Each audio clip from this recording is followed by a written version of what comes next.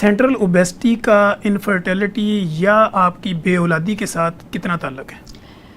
देखिए, ओबेसिटी का फर्टिलिटी के साथ बहुत गहरा ताल्लुक है। हमारे पास जब पेशेंट आते भी हैं तो सबसे पहले हम उनका हाइट और वेट का रेशो निकालते हैं। हम देखते हैं कि इनका वेट जो है वो विद इन नॉर्मल रेंज है या इनका वेट जो है वो ज़्यादा है।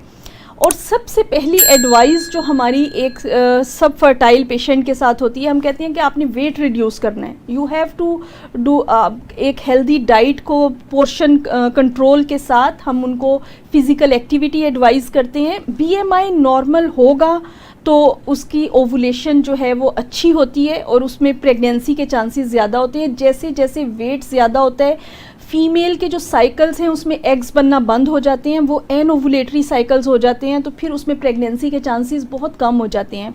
दोनों एक्सट्रीम्स जो हैं वो ठीक नहीं है।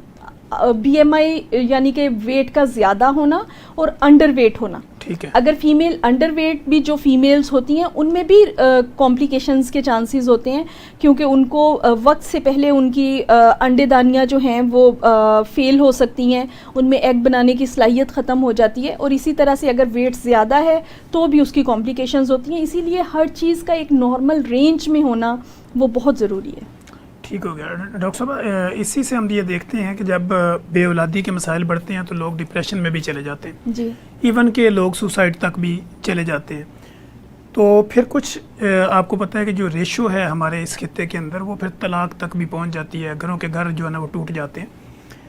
तो एक तो हमने सेंट्रल ओबेसिटी का फैक्टर भी इसमें कर लिया। अब यहाँ पे ये आता है कि चूँकि आप कंसल्टेंट गायनोकोलॉजिस्ट, चूँकि आप सिजेरियन भी करती हैं और सारे मामलात को देखती हैं, कमर में टीका लगने से जो दर्द होती है सी सेक्शन में, इसमें कितनी रियलिटी है?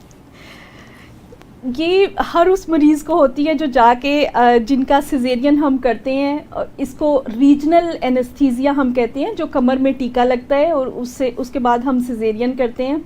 और हर वो पेशेंट जिसका सिजेरियन होता है वो अगली दफ़ा हमारे पास प्रेगनेंसी में आता है कि मुझे सब ने कहा है कि आपको जो कमर का दर्द है वो उस टीका लग जाने की वजह से है। तो मैं ये बताती चलूँ कि आज तक कोई लिटरेचर इस चीज़ को प्रूफ नहीं कर सका कि जो कमर में टीका लगता है उससे आपको कमर का दर्द होता है। आपका कमर का दर्द आपको हो रहा है जो आपने प्रेगनेंसी के दौरान अच्छी डाइट, आयरन और कैल्शियम का इस्तेमाल नहीं किया। आपने बहुत एजुकेटेड पेशेंट्स को भी जब हम प्रेगनेंसी के बाद, डिलीवरी के बाद आयरन और कैल्शियम एडवाइस करते हैं, उसकी बॉटल्स या उसके पैक्स उनके बैग्स में एक्सपायर हो जाते हैं और वो उसको यूज़ नहीं करते। डाइट का बिल्कुल कॉन्सेप्ट ख़त्म हो जाता है बेबी की डिलीवरी के बाद कि अच्छी डाइट लेनी है। तो ये सारे फैक्टर्स हैं उस कमर दर्द के, बजाय इसके कि आप कहें कि जो आपको टीका लगा था कमर में उसकी वजह से आपको दर्द है, ऐसा बिल्कुल नहीं है।